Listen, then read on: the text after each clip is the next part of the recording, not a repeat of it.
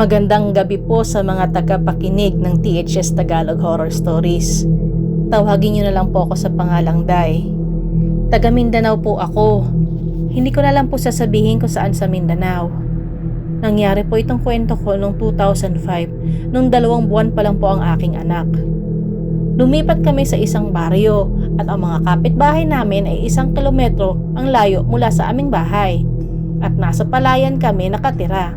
May nag-iisa kaming kapitbahay na tawagin nating Lola Sonia. Marami akong naririnig tungkol kay Lola Sonia. Katulad daw ng mga bali-balitang isa daw siyang aswang. Pero syempre hindi naman ako agad naniwala. Isang araw, habang naglilinis ako ng aming gulayan, may narinig akong boses ng matandang babae. At humihingi siya ng talong na aking pananim. Syempre nagulat ako kasi bigla ba naman sumulpot yung matanda sa likuran ko. Namutla pa ako sa gulat at tumingin pa ako sa kanya. Sabay sabi ko na pwede naman siyang kumuha. Kaya lang parang may naaamoy ako sa kanyang langis pero hindi ko na lang pinansin. Tinanong niya kami kung bagong lipat daw kami. So ang sabi ko naman, opo, mga bagong lipat po kami. Sabi niya kasi may naririnig daw siyang iyak ng sanggol. Hindi ako nakasagot kasi nga marami akong ginagawa. Tapos tinawagan ako ng mister ko at sabi niya, bantayan ko na si baby dahil papunta na siyang trabaho. Sinabihan niya rin ako mag-ingat doon sa matanda kasi naniniwala din siya doon sa mga aswang. Pagkaalis niya, pinuntahan ko na yung anak ko para bantayan.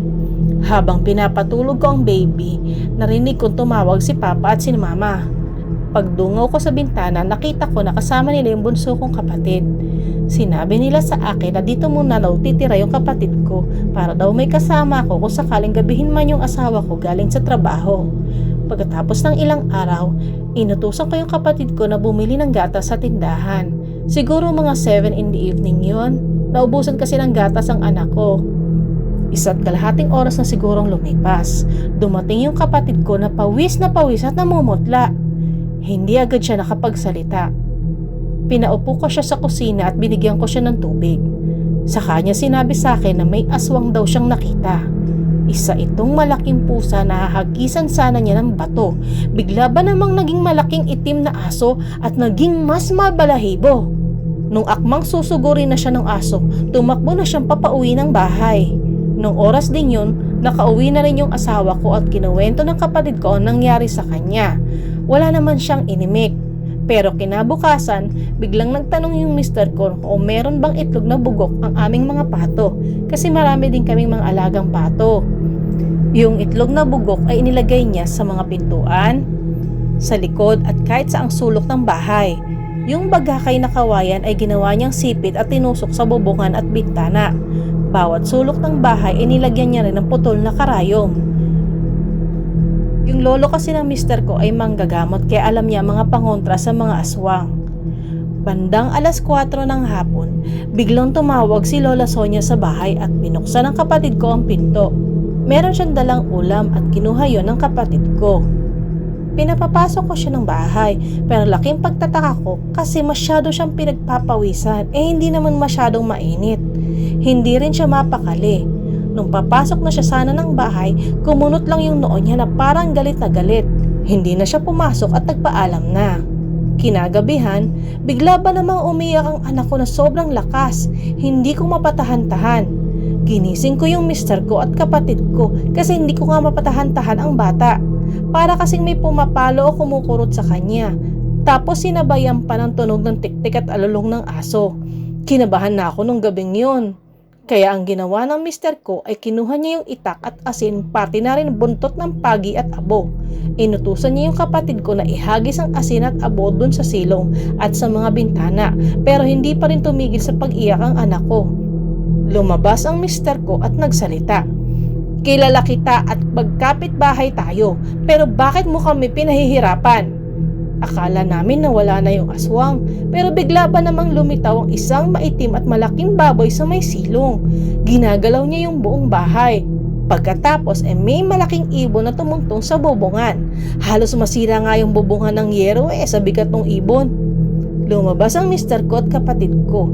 Nung oras din yun, biglang tumirik ang mata ng anak ko sa sobrang iyak. Galit na yung mister ko at sinabihan niya yung aswang na kapag may nangyari sa anak namin ay papatayin niya ito. Sa halip na matakot ay lalo pang nagalit ang aswang. Umungol pa ito at akmang susugurin ang mister ko, kaya nilatigo niya ito ng nilatigo. Biglang tumakbo sa masukal na daan ang aswang. Pagkaalis ng aswang ay pinahira niya ng langis ang tiyan ng anak ko. Pagkatapos nun ay tumigil na ito sa pag-iyak. Kinaumagahan, pinuntahan ng mister ko ang matanda. Laking gulat niya nang makitang maraming sugat si Lola Sonia. Sinabihan niya si Lola na wag niyang gagalawin ang anak namin, kung hindi siya magdadalawang isip ibulgar sa aming baryo kung sino siya. Mga ilang araw ding walang aswang na gumambala sa amin at nabalitaan na lang namin na kinuha na pala siya ng kanyang mga anak kasi may sakit daw ito. Kaya pala nakita namin yung mga anak niya nung isang araw. Pero matatalim ang mga tingin nila sa amin. Kahit umalis na si Lola Sonia, nagdesisyon na kaming mag-anak na tumira na lang kami sa syudad dahil nga matatalim ang titig sa amin ng kanyang mga anak. Baka nga balikan pa kami eh. Ngayon mapayapa na ang buhay namin dito sa syudad. Malaki na ang aming panganay. Kahit dito sa city ay may mga aswang din, pero hindi sila kasing agresibo ni Lola Sonia.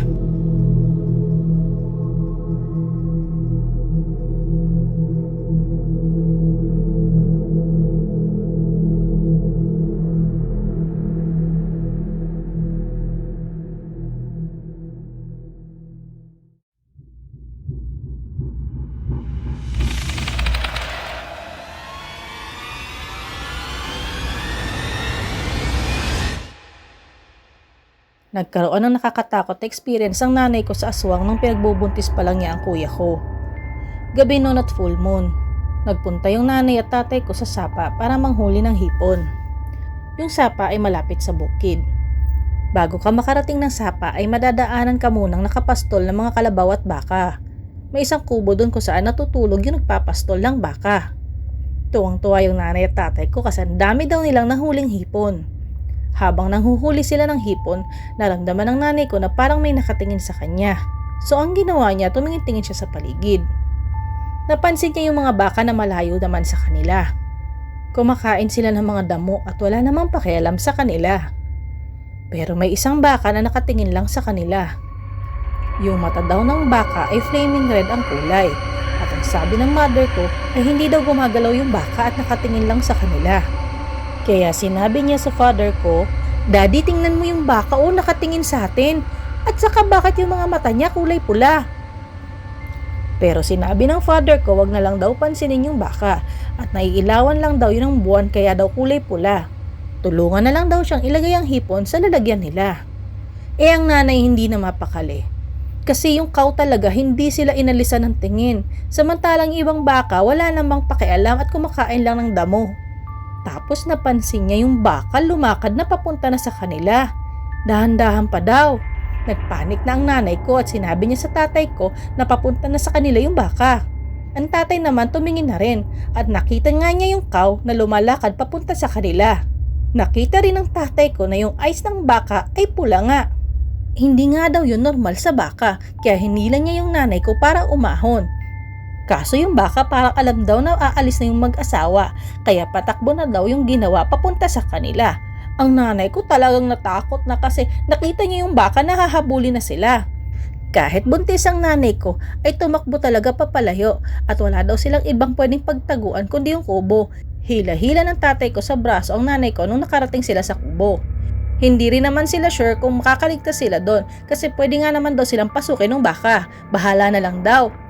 Sa loob ng kubo may malaking rosaryo na nakasabit sa wall. At yung rosaryo na yun ay gawa sa kahoy at talagang napakalaking rosary siya. Doon pumwesto ang nanay ko sa may rosary. Alam niya kasing pinagbubuntis niya yung target ng baka. Tapos yung baka inikutan lang sila sa kubo at hindi daw makapasok.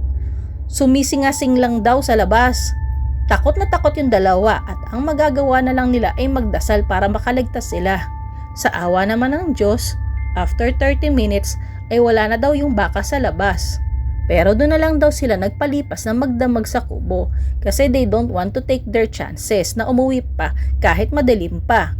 Baka nga naman nag-aabang lang yung baka sa paglabas nila. Kinabukasan ay umuwi na sila at dumuan sila doon sa mga baka. Pero hindi naman daw sila pinansin ng mga baka.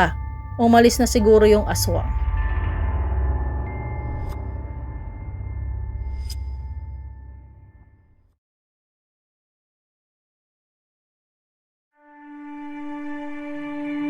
Hindi ko ito karanasan kundi kwento ito ng kasambahay namin. Sabi nung kasambahay namin, dati yung lolo daw nila may binigay sa kanilang magpipinsan na maliliit na botelya na may lamang mga dahon at tubig sa loob. May tali daw to kaya pwede daw isabit sa leeg. Sabi daw ng lolo niya, lagi daw itong isuot lalo na pagpupunta sila sa mga ilang na lugar. Isang gabi, mapapa-CR siya. Ang CR pala sa kanila hiwalay sa bahay. So dinaanan pa niya yung mga puno sa likuran bago makarating sa CR. Pero on the way, bigla daw kumulo yung tubig sa loob ng botelya. Tapos humangin ng malakas sa malakas at parang may ibang daw na itim na yung dalawang pakpak ay kasing laki ng payong. Sinubukan daw siyang dagitin ng aswang pero dumapa siya. Tapos tumakbo siya ng mabilis sa bahay nila. Sabi ng lolo niya, tama daw yung ginawa niya na dumapa sa lupa kasi yung daw manananggal hindi pwede sumayad ang katawan sa lupa pero nakakalipad sila ng mababa. The following day, may kumatok daw sa bahay nila. May similar na bote silang nakalagay sa taas ng pintuan nila. Kumulo din yung bottle. Sabi daw ng lolo niya, tingnan ng diretso sa mata yung kumakatok. Turns out na kapitbahay nila yung bisita. May dalang food. Tinanggap naman daw nila, pero pagkaalis, hindi pinakain ng lolo ko niya yung food at pinatakan niya ito ng kalamansi. Nagbago daw yung itsura ng pagkain. Parang naging hilaw na laman. Sabi daw ng lolo niya, ngayon alam niyo na kung sinong dapat iwasan.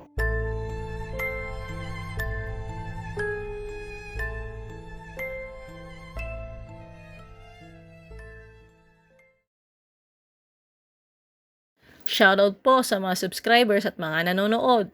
Ang Manlalakbay, Kwentong Takip Silim Tagalog Horror Stories, ang General, Angelica Gomez, Jul, Marlon Abuyo TV, Pulan.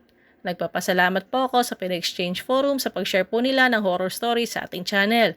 Credits din po kina Misty Blue 2852 at Blank Chet. Nagpapasalamat din po ako sa ating mga manonood na patuloy po nagpapadala ng kanilang horror stories. Kung gusto niyo pong magpadala ng mga nakakatakot na stories, either fiction po o kaya naman po ay based po sa totoo niyo pong experience, pwede niyo pong ipadala sa thstagaloghorrorstories@gmail.com. Maraming salamat po sa pakikinig!